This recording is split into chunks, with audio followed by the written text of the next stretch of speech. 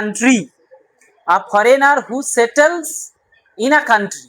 A foreigner means suppose a citizen of a Bangladesh, বাংলাদেশের কোনো বাসিন্দা নাগরিক, when comes to India and start living permanently in our country after having the citizenship of our country. আমাদের দেশে নাগরিকত্ব নিয়ে বা না নিয়েও তিনি কি করছেন, পার্মানেন্টলি কি করছেন, বসবাস শুরু করেছেন তার ভিসার বলে, তাহলে তখন তাকে কি বলবো বলো? ইমিগ্রেন্ট। দেখো, আই হোপ দুটো word, two words has been used in two options, immigrant and emigrant. Option A or option B, which will be the right option? বলো। Number 7, option A is the right answer. আমি মনে রাখার জন্য সুবিধার জন্য বলেছিলাম I দিয়ে যখন হচ্ছে ইম্পোর্ট, ইম্পোর্ট কাকে করা, যখন আমরা অন্য জায়গা থেকে নিয়ে আসছি তখন ইম্পোর্ট করছি, আর আমার দেশ থেকে বা আমার কাছ থেকে যখন অন্য জায়গায় পাঠিয়ে দিচ্ছি সেটা এক্সপোর্ট করে দিচ্ছি। তাহলে আমাদের দেশে আসছে মানে কি, যখন কোনো ব্যক্তি অন্য দেশ থেকে এসে যে দেশেই যাক না কেন সেই দেশে, তাহলে তিনি কি ইমিগ্র্যান্ট, কি হচ্ছেন, ইমিগ্র্যান্ট হচ্ছেন, অর্থাৎ তিনি সেখানে বসতি স্থাপন করছেন, মানে তিনি হচ্ছেন একজন ইমিগ্র্যান্ট। এমিগ্রেন্ট এক্সপোর্ট হয়ে যাচ্ছে, আমার দেশ থেকে যখন বেরিয়ে যাচ্ছে আমার দেশে, তাকে কি বলবো, এমিগ্রেন্ট। আর যে দেশে গিয়ে বসবাস করছে সেই দেশে হচ্ছে কি ইমিগ্রেন্ট, মানে সেই দেশে ইম্পোর্ট হয়ে গেল অন্য দেশে। হ্যাঁ, এটা তো বৈধ ভাবেই তো। হ্যাঁ, ইমিগ্রেন্ট এমিগ্রেন্ট হচ্ছে মানে ইমিগ্রেশন অফিসে গিয়ে হচ্ছে, বোঝা গেছে, সে আবার আমাদের এসে ইমিগ্রেন্ট অফিসে এসে কাজ, তার পারমিশন নিয়ে সেখানে তার সমস্ত কাগজ নথিপত্র, তার চুক্তি সমস্ত কিছু শো করে জমা দিয়ে তারপরে সে আমাদের বসবাস করবে, এমনি তো হবে না, এটা তো বৈধ হবে, লিগালি লফুলি হচ্ছে এটা, বোঝা গেছে, এটা ইনলিগাল না। তাহলে option A, a foreigner who settles in a country, কোনো বিদেশি মানুষ, কোনো বিদেশি অন্য দেশের বাসিন্দা যখন কোনো দেশে গিয়ে বাস করেন তিনি হচ্ছেন ইমিগ্রেন্ট। আচ্ছা, তোমরা জানো এলিয়েন, জানো এলিয়েন বলা হয়, কি বলা হয়, ভিন গ্রহী বলা হয়, মানে পৃথিবী নয় অন্য কোনো গ্রহ থেকে এসছে তখন তাকে বলা হয় এলিয়েন, এলিয়ান বলা হয় ভিন গ্রহী। আর একটা আছে ভিজিটর, ভিজিটর মানে তো তোমরা জানো এমনি কাকে বলা হয়, ভিজিটর মানে কি পরিদর্শক, যিনি অন্য জায়গা থেকে পরিদর্শন করার জন্য এসছেন তিনি হচ্ছেন পরিদর্শক। Next, move on to the number 8, doing something according to one's own free will. Very simple and common সেন্সের উপরে এই কোশ্চেনটা সেট করা হয়েছে, দেখো এটা তোমরা নিজেরাই পারবে।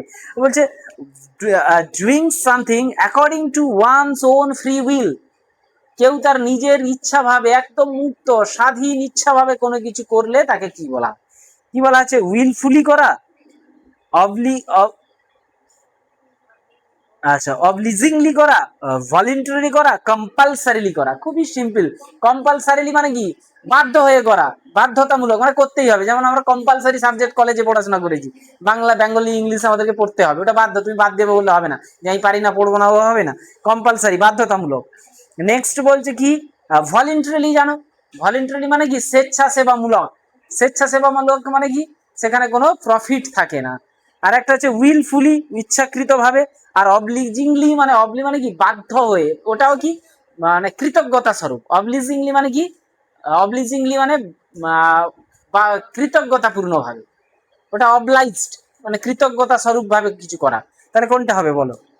উইলফুলি আছে, আচ্ছা কম্পালসারিলি হচ্ছে না, অবলিজিংলিটাও হচ্ছে না, কনফিউশন হচ্ছে এ উইলফুল আর একটা হচ্ছে ভলেন্টারি। বলো বলো কোনটা হবে? অপশন এ হবে তো নাকি?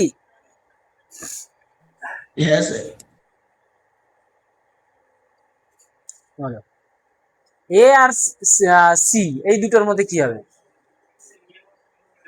উইলফুল, উইলফুল মানে কি ইচ্ছুক, কোনো কিছু করতে ইচ্ছুক, ইচ্ছা পূর্ণ ভাবে করা। আর এখানে বলছে একদম free will, one's free will, free একদম মুক্ত, মুক্ত ভাবে করা,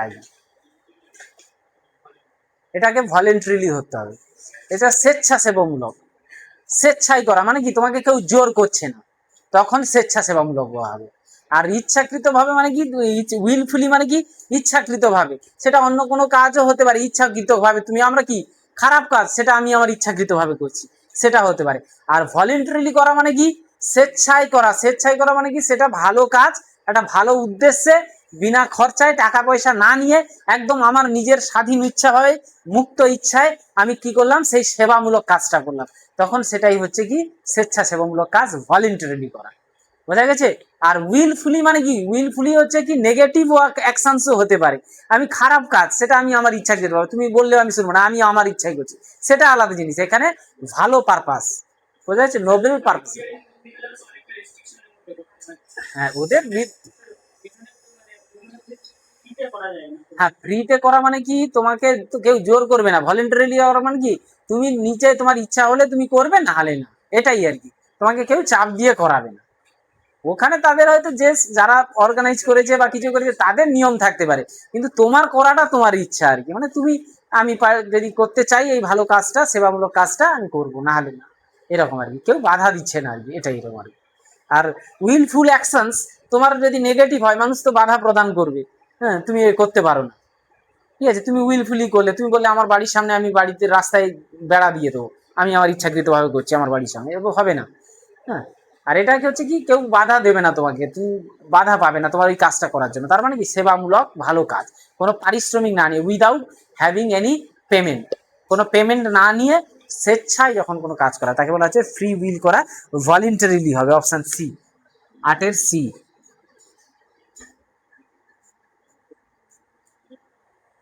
9, place that আচ্ছা, very good, place that provides refugee, বলো বলো। এইটা নিয়ে একটা কনফিউশন থাকে। তোমরা একটা টার্ম শুনেছো, কি বলছে, পাগলা গারদকেও কি বলা হয়, অ্যাসাইলাম বলা হয়, শুনেছো না? যেখানে পাগলদের কি হয়, যাদের মস্তিষ্কের বিকৃতি দেখা দেয়, তাদের ট্রিটমেন্ট হয়, তাদেরকে কি বলা হয়, অ্যাসাইলামে পাঠিয়ে দেওয়া হয়, বলে না? আর এখানে আমাদের অ্যান্সার যেটা হচ্ছে, আমি বলে দিচ্ছি, place that provides refugee. Refugee মানে কি, শরণার্থী, যে কি করে, আশ্রয় চায়, শেল্টার চায়, আশ্রয় চাইছে। যেমন কি অ্যাট প্রেজেন্ট আমাদের সবচেয়ে বেস্ট এক্সাম্পল হচ্ছে, আমরা জানি সেই হাসিনা, আমাদের যে বাংলাদেশের প্রধানমন্ত্রী, উনি কি আছেন, অ্যাকচুয়ালি অ্যাসাইলম নিয়েছেন। কোথায়? আমাদের ইন্ডিয়াতে অ্যাসাইলম নিয়েছেন, তিনি শরণার্থী হয়েছেন। কিভাবে? তার জীবন রক্ষার্থে, যখন অন্য কোনো দেশে তার জীবন বিপন্ন হওয়ার সম্ভাবনা উদ্ভূত হয়, যখন তিনি অন্য কোনো দেশের কাছে বা জাতির কাছে কি করেন, নিজের আশ্রয় চান, সুরক্ষা চান, তখন তাকে বলা হচ্ছে কি, অ্যাসাইলম। বোঝা গেছে? তাই কি বলা হয়, অ্যাসাইলম। আর যখন পার্টিকুলারলি মেন্টাল পেশেন্টদের জন্য যখন তুমি বলবে, তখন তোমাকে বলতে হবে মেন্টাল অ্যাসাইলম। বোঝা গেছে? অ্যাসাইলম অনেকে বলে, কিন্তু অ্যাকচুয়ালি বলতে হবে তোমাকে, উনাকে কোথায় পাঠিয়ে দিয়েছে, তার মাথার সমস্যা হয়েছে, উনাকে মেন্টাল অ্যাসাইলমে পাঠানো হয়েছে। বোঝা গেছে? তখন হচ্ছে পাগলদের চিকিৎসার পাগলা গারদ বলা হয়। বোঝা যাচ্ছে? Mental asylum. আর এখানে অ্যাসাইলম মানে হচ্ছে রিফিউজি, শরণার্থী। আচ্ছা, তার যা কান্ট্রি আছে, শেল্টার আছে, হাউস আছে, খুব সিম্পল অপশনস গুলো দেওয়া আছে। Option D is the right option, asylum. Number 9, asylum. ঠিক আছে, clear? Next move to number 10, a person who gambles or bets. Very simple, টার্মের সঙ্গে রিলেটেড আছে, খুব সহজে। এ পার্সন, ওয়ান পার্সনস বা a person's who gambles or bets. গ্যাম্বলস মানে জুয়া খেলে অথবা টাকা বাজি রাখে, তাকে কি বলা হয়? খুবই সিম্পল, দেখো, পুন্টার, বেকার, কাস্টমার, ক্লায়েন্ট। এখানে যদি না, আমি অপশনটা দেখিনি, বলে ফেলেছিলাম, ওখানে যদি গ্যামলার থাকতো খুব ইজি হতো, তোমরা বলে দিয়ে গ্যামলার মানে তো গ্যাম্বেল থেকে গ্যামলার হয়ে গেছে। এখানে গ্যামলার দেয়নি, দিয়েছে কি পুন্টার, বেকার, কাস্টমার আর ক্লায়েন্ট। বলো, পুন্টার ইজ দ্য রাইট অপশন, পুন্টার। ঠিক আছে, পুন্টার। পুন্টার মানে জুয়ারি, যিনি জুয়া খেলেন। নাম্বার 10, ঠিক আছে, পুন্টার। পুন্টার হচ্ছে রাইট অপশন, ঠিক আছে, পুন্টারই হবে। আর ক্লায়েন্ট মানে তো জানো, ক্লায়েন্ট মানে কি, খরিদ্দারকে ক্লায়েন্ট বলা হয়, যে যার ক্লায়েন্ট, ঠিক আছে, ক্লায়েন্ট। কাস্টমার মানেও খরিদ্দার। আর বেকার, বেকার মানে তো জানো, বেকার হচ্ছে যারা বেকারি করে, ওই যে বেকার বলা হয় ওদেরকে। আচ্ছা, আর্ট অফ রাইটিং আর নিউজ পেপার অ্যান্ড ম্যাগাজিনস, বলো, তাকে কি বলা হয়? নিউজ পেপার, ম্যাগাজিনে লেখার যে শিল্প বা ক্ষমতা, তাদেরকে কি বলা হয়? ভেরি সিম্পল, জার্নালিজম থেকে জার্নালিস্ট, নিশ্চয়ই দেওয়া আছে, দেখো কি বলা হয়, জার্নালিজম হয়। আর্ট অফ রাইটিং, লেখার যে এটা, তাকে বলা হয় কি, জার্নালিজম। আর যিনি লেখেন তাকে কি বলা হয়?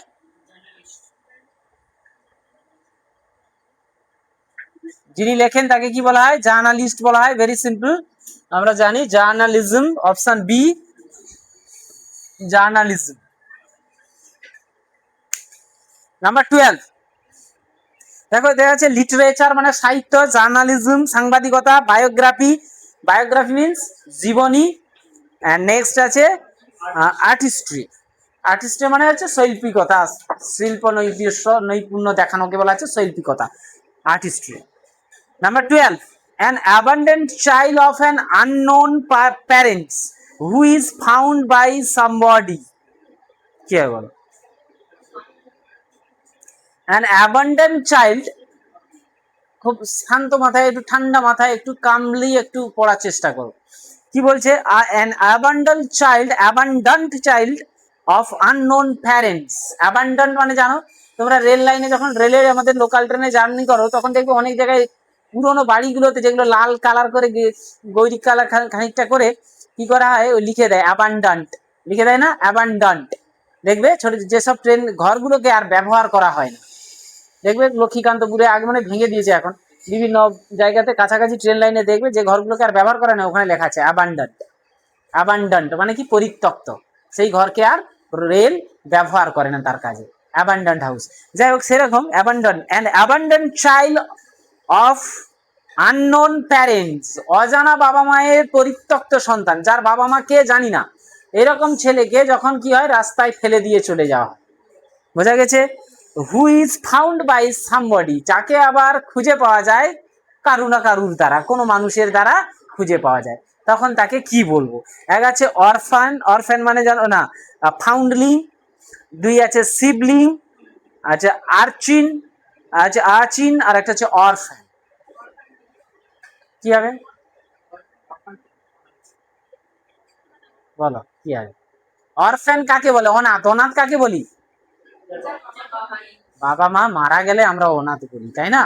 অনাথ বলি যে শিশুটা অনাথ হয়ে গেছে, না মারা গেলে, ইন পার্টিকুলারলি মারা গেলে বা খুঁজে না পাওয়া গেলে অনাথ। কিন্তু বাট তার বাবা মাকে আমরা জানি যে এর বাবা মা কি।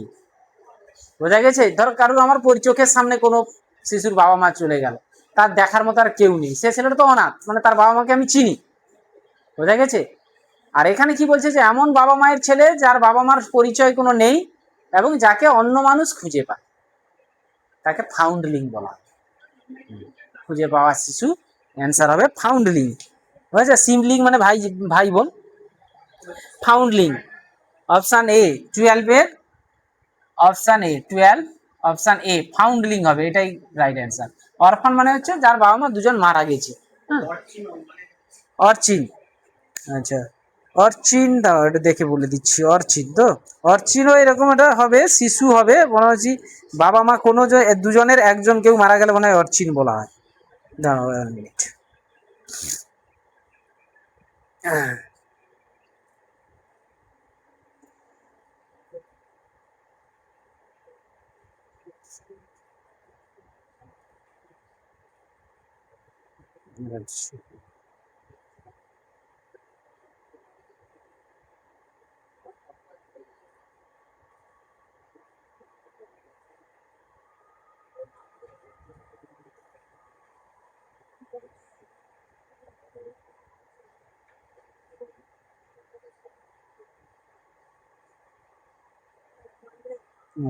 আচ্ছা, অর্চিন মানে বলছে বলছে খুব বদমাস আর কি, দুষ্টু ছেলে।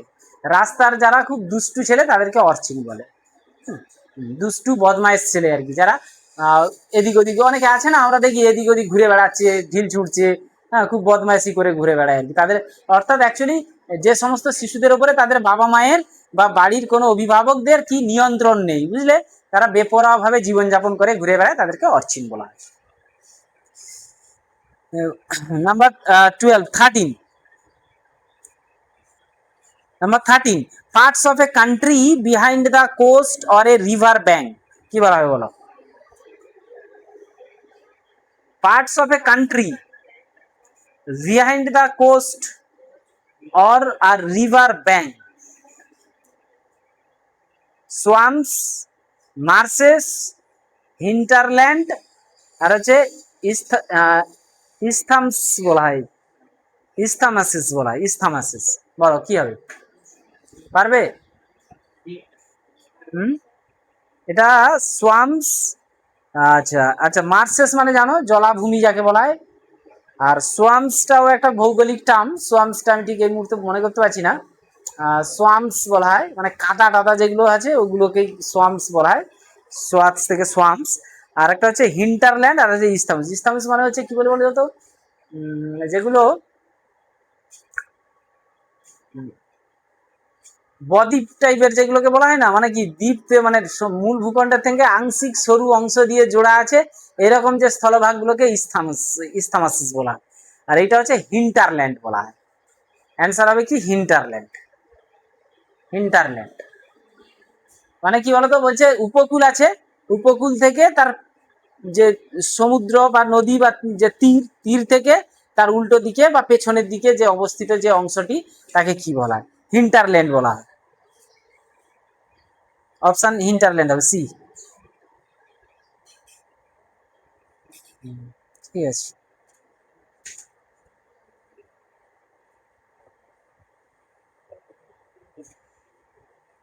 বলো। বলছে a written statement about someone's character usually provided by an employer.